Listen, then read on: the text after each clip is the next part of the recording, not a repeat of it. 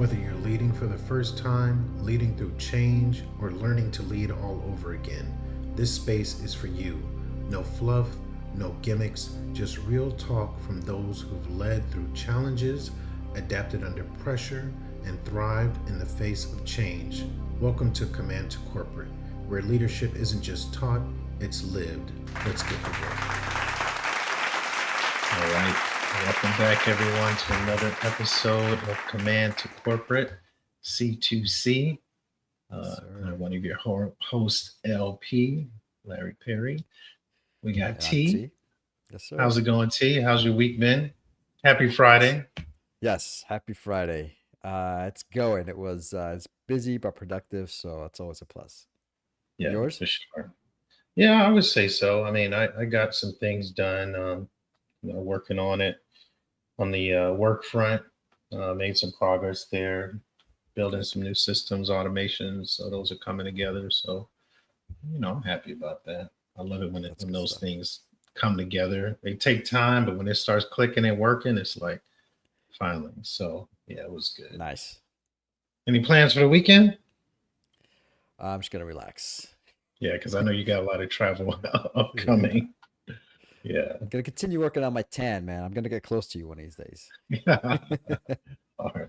Well, maybe next year. Next year we plan, hopefully, if things go well, we'll both get a little extra crispy. We'll hopefully be taking a trip across the water. All right. So Yep. That'll be nice. Looking forward to it. All right. So we'll jump into it. So today's topic today is on why toxic leaders get promoted. So this should be a juicy one. And before we jump into, going through some questions and things, we'd like to share a video that was, and you'll see in a moment, it was a presentation by Simon Sinek, I think his last name is. Not sure if I'm pronouncing that right, but he talked about performance versus trust and kind of hit on the topic of toxic leaders. So we're going to bring that to the forefront and we're going to take a listen. I've worked with the Navy SEALs, and I asked them, like, how do you pick like the guys that go on SEAL Team 6, right? Because they're the best of the best, the best, the best. And they drew a graph for me, and on one side they wrote the word performance, and on the other side they wrote the word trust. The way they define the terms is performance on the battlefield and performance off the battlefield. So this is your skills. This is, did you make your quarterly earnings, however you want to translate it, right? Performance, traditional. This is, how are you off the battlefield? What kind of person are you? The way they put it is, I may trust you with my life, but do I trust you with my money and my wife? This is what they told me. Nobody wants this person, the low performer of low trust, of course. Of course, everybody wants this person, the high performer of high trust, of course. What they learned is that this person, the high performer of low trust, is a toxic leader and a toxic team member. And they would rather have a medium performer of high trust, sometimes even a low performer of high trust, it's a relative scale, over this person. This is the highest performing organization on the planet, and this person is more important than this person. And the problem in business is we have lopsided metrics. We have 1,000,001 metrics to measure someone's performance and negligible to no metrics to measure someone's trustworthiness. And so what we end up doing is promoting or bonusing toxicity in our businesses, which is bad for the long game because it eventually destroys the whole organization. The irony is it's unbelievably easy to find these people. Go to any team and say, who's the asshole? And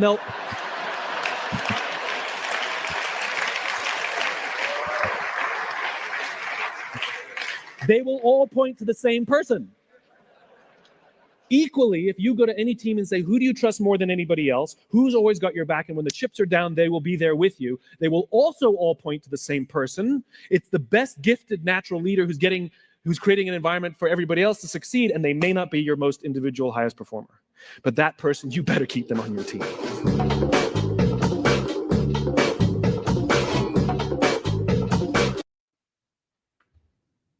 All right.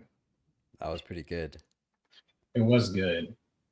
I'm not sure about pointing to the to the asshole, if that necessarily will highlight it. But I mean, Great points. I Hey, think is like 2 or 3 years old. So if you want to catch it, I mean, that was just something we caught on YouTube. It's on LinkedIn, so feel free to go and check it out. What were you going to say? yeah.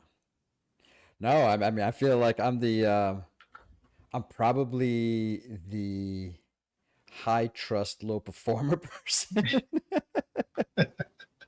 Man, that's how I get through life by just hard work and just being an honest, like good person. That's it. I That's mean, me. yeah, I think, I go by that, do the same thing. And I think that Yeah. was what led it being tough for me moving into corporate America, coming out the Hmm. military. To me, it seemed like things in the military, at least from my standpoint, was a little bit more black and white. What do you Whereas, mean? it's just pretty much what you see is what you get. Like, I didn't see any, like, maybe I was oblivious young, like hidden agendas and, In the army. stab me in the back. Yeah, in the army. I Gotcha. didn't see that. It's very straightforward. Rank, it's all Yes. structured, hierarchy. Yeah. Your place, your role, your promotions are almost solely on you. Um, so it wasn't like you had to, everything was just there. Do well in your physical fitness, do continuing education, qualify, get a high score. Okay, you've checked all those boxes, you don't have any bad write-ups or whatever, you're going to be recommended for promotion. After that, it's solely on you. You just do what you got True. to do.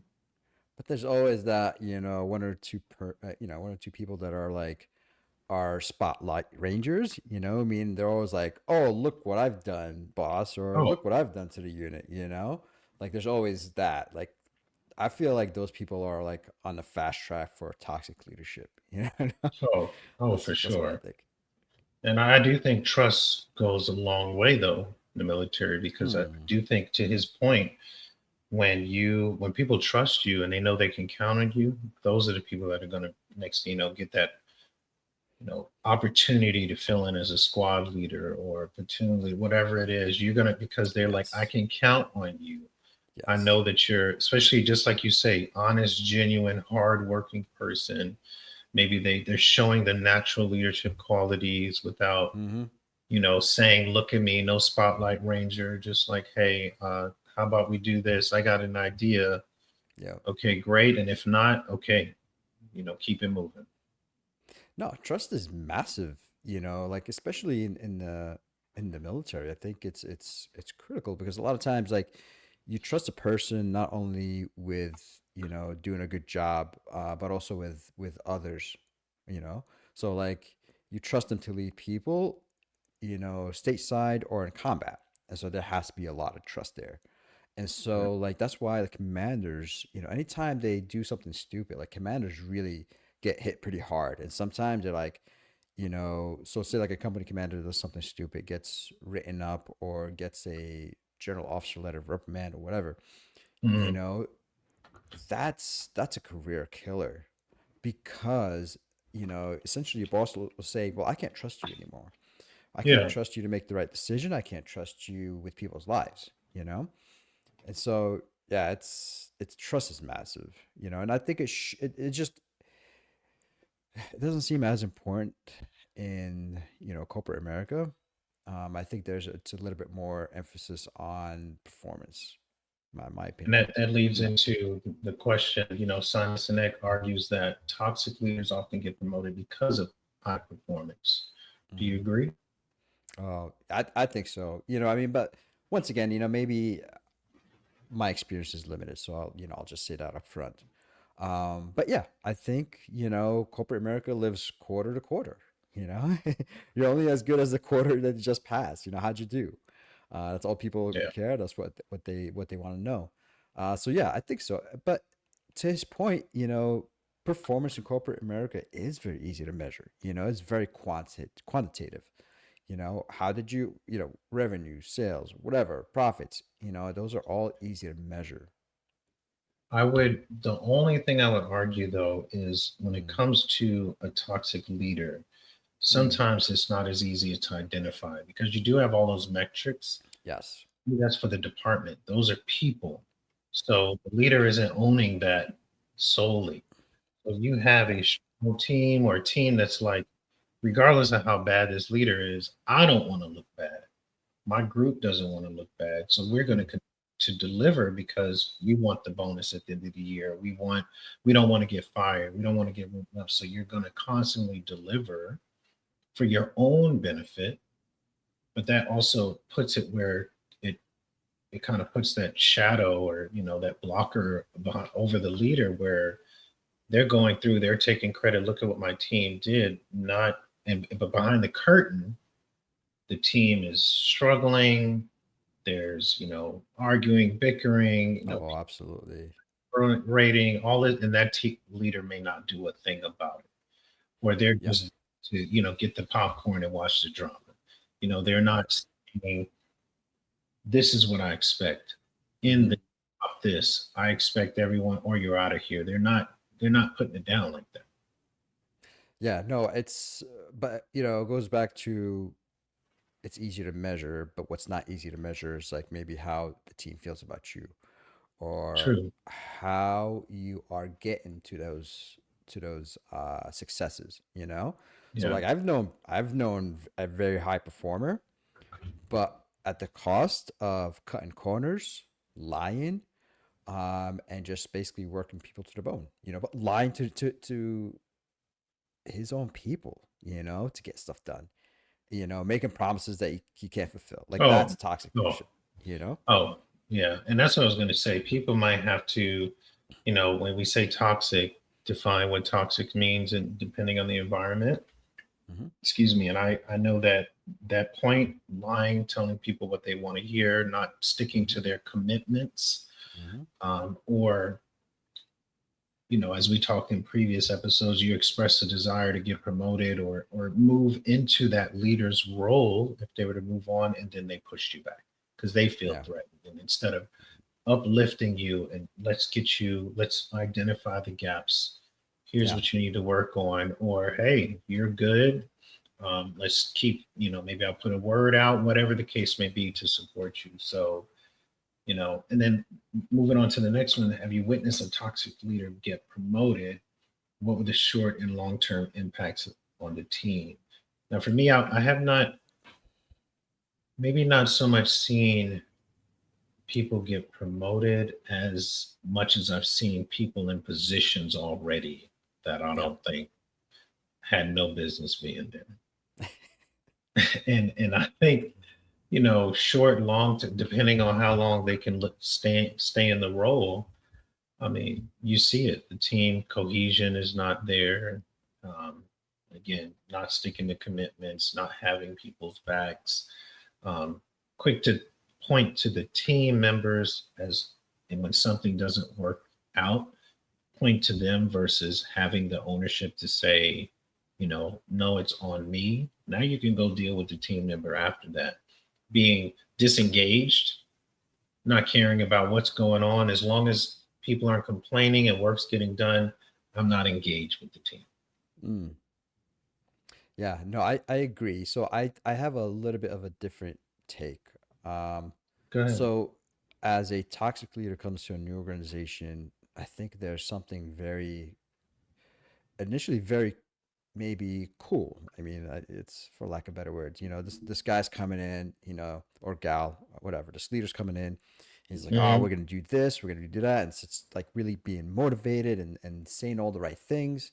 And I think that motivates a team, initially. And then that leader, will push the team, and initially they'll perform, you know but then there comes a point where it's like the team is like, we'll just say, no, this is BS. We see through you now. You're Yes. making promises you're not keeping. You're yelling at Mm-hmm. people. You're ruling through Yeah. fear. Your every single thing is a threat, and every single task is, priority one. People, Yes. after they step up for you a little bit, and then they're like, nah, like this is not good, and Yeah. so they don't want to work for that person anymore. And then once their performance kind of maybe takes a dip, that leader goes in and hammers that person, Yeah. so that it just created such a negative culture and just fear. And now people just don't want to be in that organization. So I think maybe in the very, very, very short term, I think you may see an increase in performance, but then in the long term, like people would push that person in front of a car if they had a chance. Oh yeah, I agree with you 100% on that because they do come in and because you got to win the crowd. So Yes. you come in there, you win the crowd over, you say the right things, Hmm. coming in there almost like a politician trying to get Yeah. votes. And then once you're elected in the office, we've all voted for you, so to speak. And Yeah. then it's like now you're not delivering. And it's like, whoa, Yeah. we just but guess what? They're there now. Or they're Hmm. so focused on pleasing the people above them and looking good instead of paying attention to the people below them. Yes, exactly. And Their which is priorities. Yeah. yeah, it's terrible. It's like it's like you've made it. It's like just kind of, you know, do what you got to do, but now think about the people below you and really build up that team, build strong people below you. And, I've seen it where a leader's like, oh, I want a, high performing team. And then it's like, that's it. We've talked about this. It's like a coach saying, I want to win. And then you don't have any plays, you don't, nothing. You just say, I want to win and walk away. It's like, what are you doing? What's I the go to play, the coach? store. I go to the store and I say, "Hey, I want to win the lottery. I know it's $1.7 billion. I want to win, but doesn't Yeah, work." but instead of playing, you walk away. That's true. You just walk away. That's true. But then talking about quarter to quarter, you mentioned earlier, why do some Yeah. organizations prioritize results over relationships, and Mm, at what cost? And I think the cost when you prioritize results over relationships, and I would say relationships as in people and fostering, and just like Simon had mentioned, that trust and really looking at building that up. Um, I think you could burn out, of mhm. course, dissatisfaction. People just don't want to be there, at all. And they're just hanging on until something else comes along. True. Yeah. It goes back to, you kind of prioritize it because you're not measuring the relationship aspect of it, or maybe you just don't see it, you know? Yeah. Or you don't So, care to see it. You don't want to know that's true. You're like, oh, you're doing because, good. You yeah, assume everything's great, or just like, yeah, I don't want to. Yeah. you don't even ask. You don't even say, how am I doing? There's been countless times where I've had people below me and I say, how am I doing? What do I need to stop doing? What do I need to do more of? Be open and honest with me. Tell me the truth, you know. And if you say, I really don't like the way okay, you know what? Maybe I didn't realize I was coming off a kind of way, Hmm. or the way I'm dressing people in a meet. Who knows what it is? Yeah. I'm glad you brought that to my attention. And then sometimes you have these feedback surveys, employee type surveys, but the questioning is tailored in a way where you're not really going to get the meat of a problem. It's just so Mm, high level and so focused on, you know, like it's just too almost too vague. It's just like I don't know. I'd have to look into some, but it's just like not pulling it out of you. It's not getting down to the yeah. meat of what's going on in your department. It's like, would you recommend somebody else to work here? And what keeps you here? But it's not saying, well, what's not working out? What's not? Is there anything you could improve? And how is your leadership? And what could asking more pointed questions Hmm. to really dig into it. It's not. It's just surface, and it's like, well, as long as you answer these, and you look at them, and it's like, well, why would I say no? I'm here. Yeah. That's true. Or That's why a good would I point. rate it low when I'm here? The Yeah. questions don't make sense. You're right. I think the intent of a survey is good, but I think to your point, it's the questions are critical, right? Yeah, Um, I think Army does a good job of that, where they have a command climate survey. So mm, commanders every year will have to conduct a command climate survey, yeah, and I believe the biggest reason is to identify those toxic leaders, or those really people that are leaders that are abusing their soldiers, and while nobody knows about it. And I think that type of survey in corporate world would be interesting to see, oh yeah, but I think yeah, it's scary. It's not. It's yeah. it's It's not for the it light of it. would be scary. And then what would the company do? That's the Yeah. thing. It's like if you're and I remember asking a leader, and this goes back to your point of talking about metrics and stuff. It's like, well, Hmm. how do you know a leader is not performing? They say, look at metrics. And I'm like, but the team is carrying the metrics. So how would you know? What feedback? How do you get That's a good to point. know? And it could even be turnover. You could have Hmm. people leaving a department, but Right. there's no focus on it. It's Right. almost like going back to prioritizing results over Mm. relationships because Yep. turnovers could potentially be an indication of a relationship issue. Absolutely. And instead of looking at that and even caring, it's like, well, the key, you just keep pushing to crank it out. The team is just pushing, cranking it out, hitting the numbers. And maybe you come down hard when you're not making it so they work even harder. But then Hmm. at what cost? Yeah. Prioritizing results over everything. When you think about places that are mission critical, not that not that a lot of jobs aren't, but when you think about healthcare, you Mm. think about nurses on the floor, Hmm. and when it's just a push of results or dollars over quality and patient care impacting the people that are actually on there, we're short staffed. Oh, we're not going to pay that. Just keep pushing. Just keep, you're going to burn people out, you know? This is really interesting. The survey is really is making me think of a few things, right? I Mm-hmm. think I've been in an organization where they conduct a survey, they identify really like s- areas of opportunities to put it in a nice way Mm-hmm. a people manager or a leader. Yeah. Great, we've identified these things, but the leaders above them are not holding them accountable. So in other words, they're Oh, not saying, okay, you have these huge areas of opportunities, you know, come back with a plan on how to improve it, and then we're gonna check it again next time. I mean, that's the army does this right, really. I mean, like, I'll yeah. be honest, like in my command climate survey, there was some opportunity areas, and man, talk about being humbled, and like I was like, wow, like my ego was, up there until I got the command climate survey. I was like, wow, I really suck.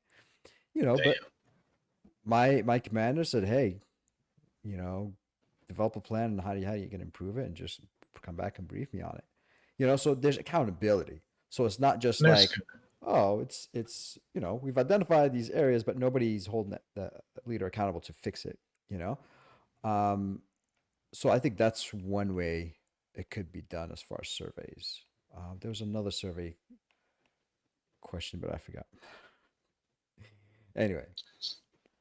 So how can you tell the difference between a high performer and a high value leader? Mm, I think for high performers, to me, and it's not to say you can't have both, yeah. but if we're comparing and saying the difference, I look at high performers are going back to that individual contributor. Mm, And they're still just thinking about they're cranking it all out themselves. They're not worried about their people. It's about how do I look in the eyes of the people above me? And so I'm going to do what I need to do. Okay, give me that. You finished, give it to me. I'll present it. Give it to me. I'm just cranking it out all so that they're like, hey, you are great. No, of course they're going to say your team, but then at the end of the day, it's like, hey, what's because of your leadership? And it's like, no, it's not because of your leadership. The team is doing what they got to do. They're just versus a high value leader. I think that goes into that trust aspect and saying, and you see it, who these people are in an organization because everyone's talking to them. Everyone wants to, pull them into a meeting. Hey, this ah, person, you're yeah. resourceful. That's who you should That's talk to true. right there. They know it. Yeah. You know, they're introducing the new people, somebody new hire, and they're going like, hey, this person, you need to know right here. They're going through the motions and really connecting people to you. You become a resource. If anyone can find out, T can find out. It's not his business, but I'm sure he could point you in the right direction. Just reach out to him. Mm-hmm. And I think those are the types of people that fall into that high value leader for me. Yes. No, I agree.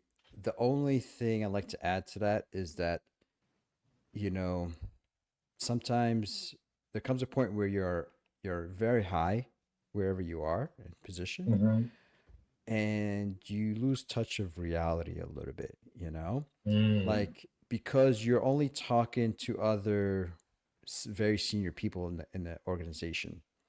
You're not going down another level or two to figure out what's going on under that superficial layer, you know, because you might be talking to a very senior person, and their peers are all like, yeah, everything's great, nobody says anything bad about Mm. each other usually. Yeah.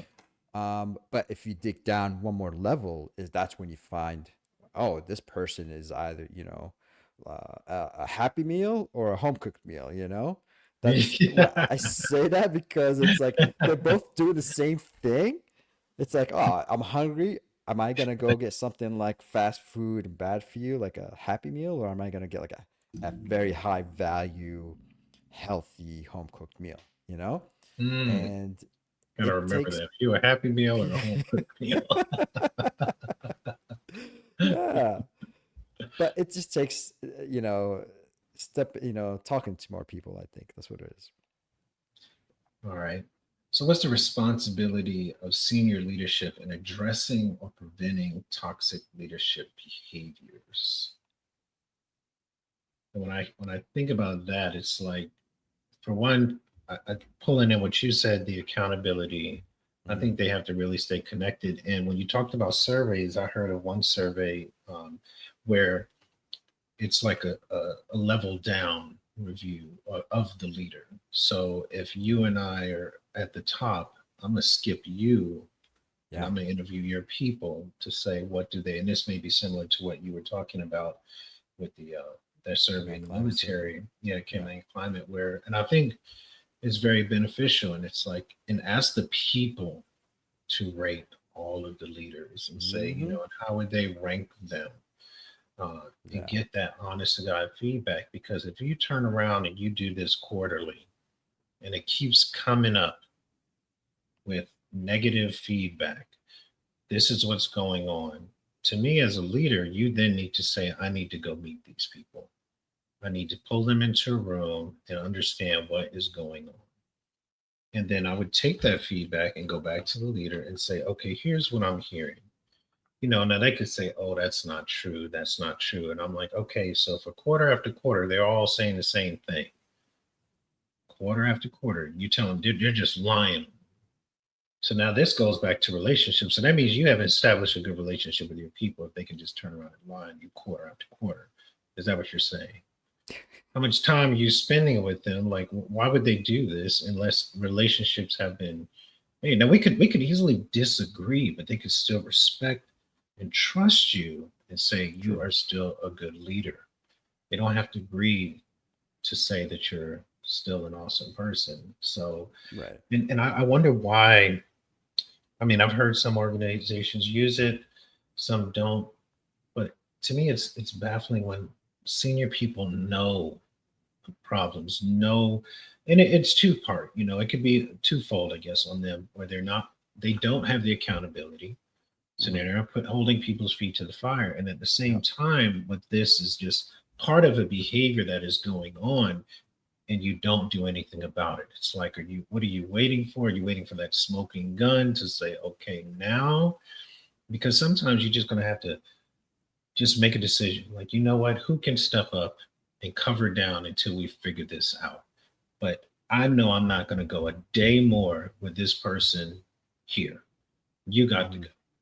Who else can I pull up? If I got to pull people in a room, or just pull the trigger and say, you know what? You're gone. We will Yeah. figure it out. I'll get an outside resource, whatever the case may be. I'm not going to have this in my organization. Yeah. That's a really good point. And I really think the more we have this discussion, the more I think like a survey equivalent to the command climate surveys in the army is really good, because it's like, your boss gets the results and he's like, okay, well, there's areas of opportunities, right?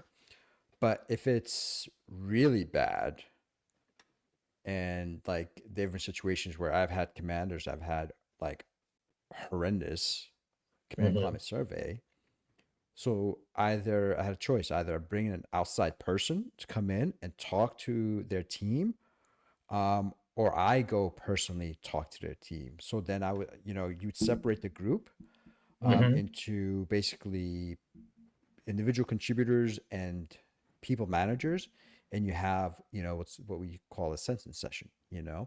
Let's figure out what's going on without having your boss around to kind of censor you or scare you from seeing the right, what's going on. Yeah. And so that's really, I found that very beneficial because especially if you have a third party come in and just kind of give you like an honest assessment of what's going on. So that way there's no bias or at least no perception of bias. I think Army does that, but I mean, that would get a lot of people fired. Now that I think about it, but that may be required, if you're You know, toxic. yeah, and I think depending if the organization is really trying to build a strong culture and Hmm. have the right people that support True. whatever goals, behaviors, whatever the company got Hmm. has going on, then that may be needed. Yeah.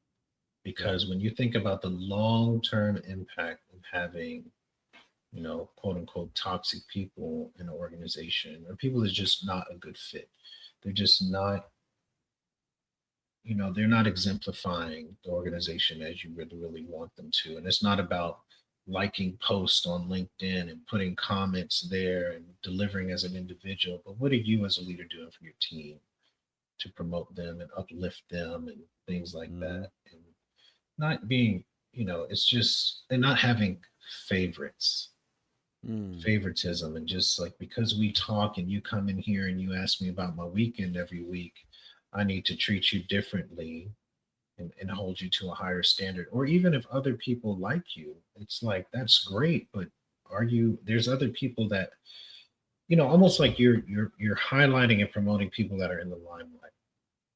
So you prop them up because other people see them, but you have people equally doing great work.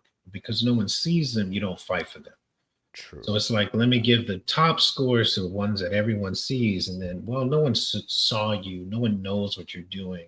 Even though you're at the same level or you're still a rock star in your own right, Yeah. nah, you can just be average. No one sees you. I can't justify that. I'm not going to fight for you like I did for that higher Yeah. person because everyone sees them and no one sees you. Yeah. That's true. That's a very good point. It's pretty shitty though, but No, but yes, it is very shitty. But then it kind of also, in a weird way, it makes sense because you're like, hey, look at this person. You're always like selling something, but not the other. So, of course, naturally, you're going to place more value on something that's being sold and highlighted. And so it's yeah. easier. But it's easy. But you could equally still fight as long as you fight. Now, if you Hmm. just say, I'm a settle because you didn't Oh, see him, yeah. yeah, I can, and not fight. But I would say at least, hey, I fought the good fight. I lost, but I'm not going to give up. I'm going to keep going. And whatever I can do to get you there or whatever, I'm going to do. True. So, Fair. um, are military or corporate environments more susceptible to promoting toxic leadership, or is it universal? Now, for the military side, I would defer to you because you had a different space Yeah. than maybe what I've seen in the military. Because I would say no, promoting Not toxic. too. I mean, that's not to say that you don't have leaders that are not good. They're just Right. not good leaders. But I can't Yeah. necessarily say that they're toxic. They're just not good leaders. They're not just don't do a good job at their job. Yeah, so I think there are toxic leaders on both sides. First of all, I think that anywhere you go, you'll find a toxic leader. Yeah. Um, in the army, I would say that you may find them less frequent than I would say corporate America. Um, Oh yeah, I would agree but with that. within the army, you tend to find it in more junior leaders. Really? Yeah, absolutely. Yeah, it's Dang. it's I would have it's thought it'd be really more higher up. so and it like it would make sense after I kind of share. So people are sometimes, as in the army, like oh, I'm a platoon leader, you know. But you still have your company commander, your XO, kind of keeping you in check a little bit. You're responsible for, you know, who knows, 40 people, whatever it is. Mhm. Um, a company commander, you have really so much power, and you're on your own, more or less. Like your Mhm. boss is not, you know, there. They're not seeing you every day. Yeah. And you have so much power that it's very easy to let that power get to your head. I've Mm. seen many times where brand new leaders get this power and it just kind of goes to their head and they think they're God. And Oh. whatever it is, they're trying to prove something or they're trying to just exercise this power that they have, thinking like, oh, I have it, you know, I must use it. They just don't know how to use it Mm. properly. And so they tend to just kind of assume, I'm like, oh, this is how I'm supposed to lead. I have this power. Why shouldn't I use it? You know? So, like, I am going to immediately punish somebody, you know, whether Mm. demotion, give them Article 15, whatever. So it's like that's the first thing that comes to mind as Yeah. a junior leader because, like, oh, I have this power. Why shouldn't I use it? But, like, okay, but you have other softer power you could use that doesn't make you a jerk and heartless, you know? Yeah. Um, so that's my experience. So the more senior you get, I think the more it's like, oh, okay, like I've been mentored hopefully, and you're a little better at it. And so there's less tendency, I'd imagine, in my experience at Mm. least. Yeah. That That's a said, good perspective. I did have a jerk of a leader who was very senior. Oh man, yeah, it was a jerk. Okay, but yeah, I think for the most part, it's those junior people that have this power that never had before, and they just don't know how to Mm. exercise it. It's like I imagine, you know, Superman as a kid when, you know, didn't know how to control, you know, his power, and so Mhm. you'd kind of like just randomly fumble through things and I don't know, break things or whatever. You know, it's Oh, it's wait. once you yeah. So Let once me you tell get you like something. Let, go let me ahead. tell you real quick. Have you ever seen the movie Brightburn? No.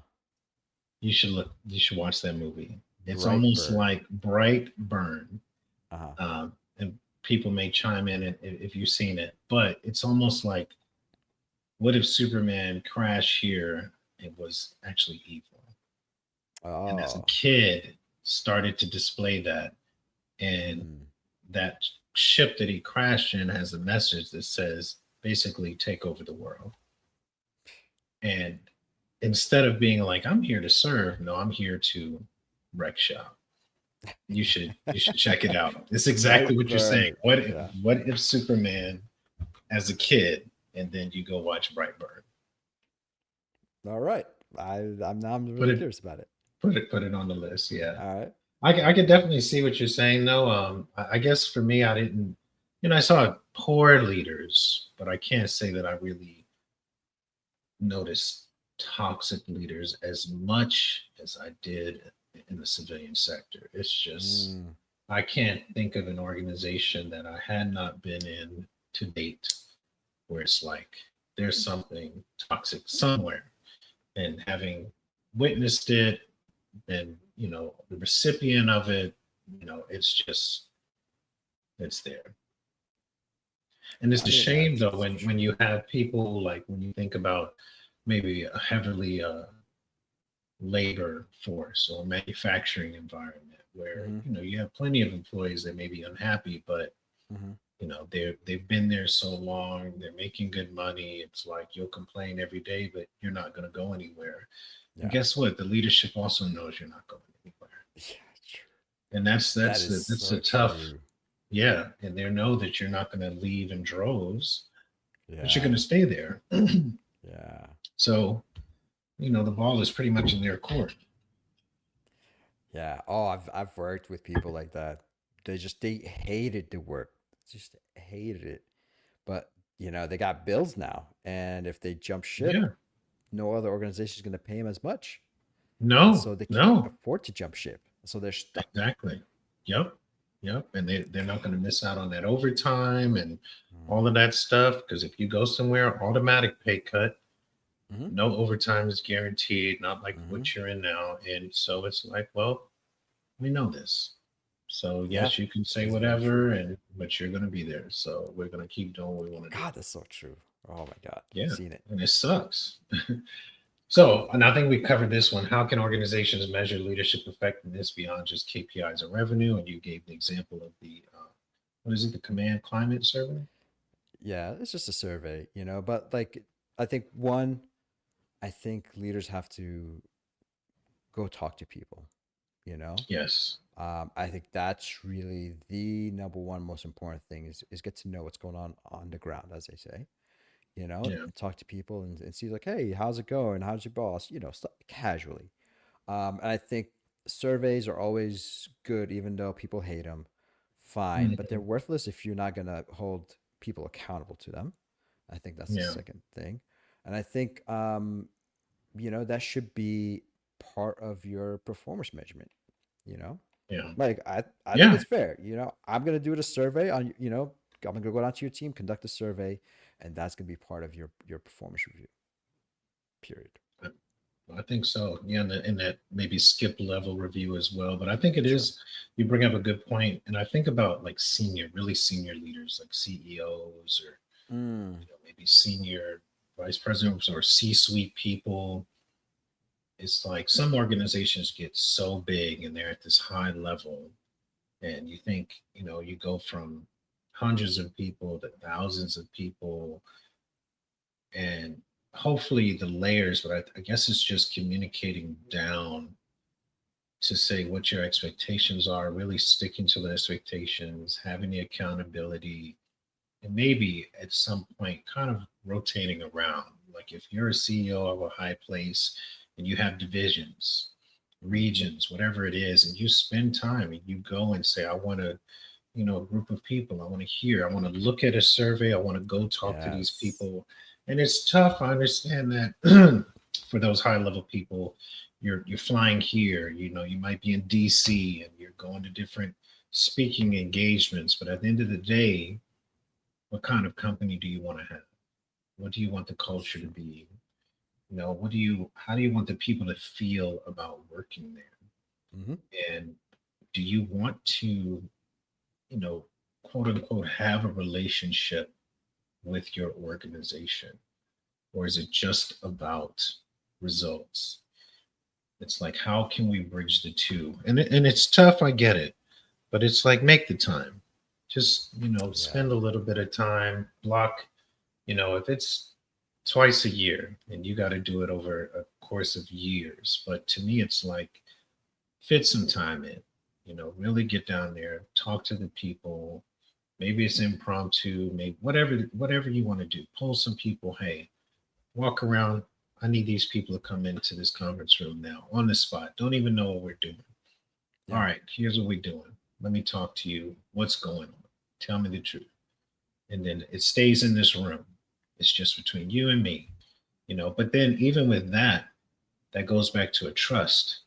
Will people feel if a CEO pulled them in that I can openly share, and it doesn't get back to people where the next thing you know, I'm getting fired, I'm being targeted. Yeah. Because as part of toxic leadership, I've seen it where, or I've heard, I can't say I've seen it, but where an employee comes to me, said they maybe talk to their leader in confidence, then that leader goes talk to a boss, and now they're labeled and they're targeted Mm, versus yeah. keeping it confidential and saying how, because you know what, those two people are buddies. They're hanging out on the weekends, we're friends. So even though there should be a separation, well, that's my friend, so I'm gonna go tell all the business versus having something confidential between your employee, because that's what you should do. Yeah. It's it's not easy. I mean, I think No. we're all a little bit nervous and all suspicious. Oh But yeah. if there's a leader that comes around and does this, and I think it'll take one, 2, 3 times to see like, oh, people are giving him feedback and they're not getting in trouble. That's great. So now that'll generate like honesty and positive feedback as far as, or open feedback, I should say. But Yeah, yeah, it goes back to the leaders actually taking the time to do that. true. So, what can you do as a peer or subordinate to protect culture when a toxic leader is in charge? A peer or a So, what can you subordinate. do as a peer Mm, or a subordinate? So, a peer to the leader or a mm. subordinate to the leader to protect culture. So, you're trying to strive to have a good culture within that team or the organization when a toxic leader is in charge. So that's interesting. I think subordinate is would be easier, but a lot difficult in a weird way. So like if I'm working for you, Larry, right? I Mhm. say Larry comes and cusses at us, like you cuss at me and like you tell me, oh, you're worthless or whatever. Like I think at some point somebody's gonna get fed up and go probably report it to HR or report it to your Yeah. boss or whatever. I think it's in that sense the subordinates that's the only action they have. Um, it's what I've seen happen is usually there's one person that is the loudmouth, and Mhm. everybody like say, "Hey, this is BS. You should go tell HR. You should go tell Larry's boss." Yeah. That's what I found that kind of happens as far as the subordinate role part of it. Um, Peer, that's tough. In like a cutthroat organization, peers will let you fucking hang yourself. You know, they're not gonna Yeah, they're not that's gonna come to true. the rescue. They're like, oh, great, he's a Yeah. toxic leader, poor performer. Good for me. Yeah. They'll So distance themselves from you, let you, hmm where you would think there would be, those are the people that you could lean on and talk to. And they're like, yeah, no, you stay over there in the corner. We all may get together, but you're not invited, you know, that yeah. kind of thing. I mean, it's I, th- tough. I mean, yeah. Go I ahead. think as a subordinate, like for example, let's say I have a team Yeah. and they don't care for the people above me, the leader Mm, above me, or the one even above them. What I've said in the past is like, I know it can be tough, but at least through our relationship, I want us to maintain. I want you to have my back. I'm going to have your back. I'm going to always fight for you. So if you're showing up, if you don't want to be, you don't like what's going on in the organization, but you can tolerate what's going on in the department, then keep showing up for that. mm, Now that's not to say stay because of mm, me, mm, because I'm not going to stay because of you. If there's an opportunity or you want me to promote you, not promote, but help you find an opportunity or support you in exploring something new, I will do that. But I want you to at least show up for the team because we have established our own mini culture that we say is good. yeah. And we respect each other, we trust each other. So show up for that. Sure. And I'll help bridge the gap of what's above me and be that buffer as much as I can. And I'm gonna look out for you. So I would say that's what I've always told people below me. Um, and Mm, how I'd say protecting the culture. And even when it's like, well, we got to do maybe some extra stuff, it's like, well, if we're going to do that, we're going to get put on the hook for something. We're going to do the best job we possibly can. We're going to show them as a team we are rock stars no matter what. And they really kind of build that internal culture. And then if it's the overarching, you know, theme of the company behaviors, however you want to call it, I'm gonna say I will support that and I want us to respect those and do our best to do that. Now everything around us may not, but we're gonna do our part. that's true. I mean, at the end of the day, you try to look out for your team and take good care of them. That's all you could do and help shield them from, a bad boss above you. That's all you could do sometimes, that's good. Yeah. So what would you say to someone who's being overlooked because they focus on people more than performance?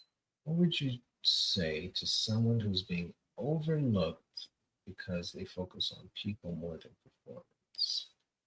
So I've seen people do exactly that. They just the biggest reason is they can't talk positively about themselves. They don't like to, quote unquote, brag about themselves, or that's the way Hmm. they perceive it. So Hmm. they're doing great things, right? They're taking care of the teams, they're performing, but they're not really highlighting their performance or their accomplishments. There's some people that are just, you know, all right. Boy. I've seen this. Dating profiles is a perfect example, right? Dating profiles. Here I'm sifting through dating profiles, and there's some dating profiles that are like, I'm horrible at this. I can't talk about myself, you know? And Mhm. then you're like, well, I don't know anything about you. Like, how am I supposed to say, oh, this is a good match or not? If you don't have Oh, anything written down as far as, the great qualities you have or what you like to do. So, same thing. There are leaders that are just do great things, but they don't know how to share or shed some light on it, yeah, and those people kind of get overlooked. They're doing the right thing, but they just, that's sometimes true. you do have to like brag a little bit about yourself. Toot your That's own horn a little bit. Yeah, right, but some people can't. And I feel bad for those people because they're really like genuinely good people sometimes. yeah. I had a talk with a young lady and said, unfortunately, because it's like, oh, I'm an introvert and I don't want to, present Mm, and don't want to be in front of people. And in the back, oh, I don't, I'm okay with them, taking an idea that I shared and running with it. And it's like, no, because you're gonna get passed up.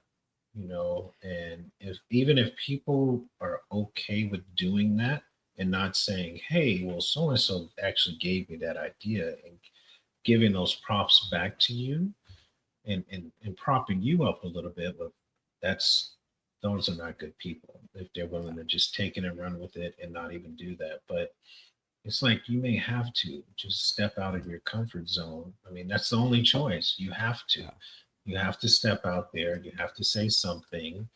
And it's not all the time, but then hopefully a leader would also see that and say, I'm going to push you. I'm going to, yeah, I'm going to get you out there. Here's what I want you to do. We'll practice or whatever. If it means speaking in front of people and you hate doing it, well, like, hey, we'll practice offline. Get some people that you're comfortable with, hmm, and then but you're going to get out there. Once you get that first one knocked out, it's hopefully downhill from there. You just keep working on it. But that's where you'd want a good leader to step in and kind of help you yes, yes, shine. yes. And those people almost want your permission because when you're giving them permission, it's like, yeah, no, it's okay to talk about yourself or shed light on this. They're like, oh, okay. So it's no longer my idea. So they feel like Yeah, less stressed out about it or true. anxious, because like, oh, my boss told me to kind of put this down here because, that's what I did. And it's easier to do that. So that is kind of where a good leader kind of could come in and recognizes that in people and Yeah, say, no, it's okay to highlight this or make people know that you did this. good points. Good points. Yeah, All right. good Well, I stuff. think we'll call it right there. And I would pose a question, in any of the questions that we've talked about, but in particular, why do you think toxic leaders get promoted? What did you think about the video of Simon Sinek that he shared on performance versus trust?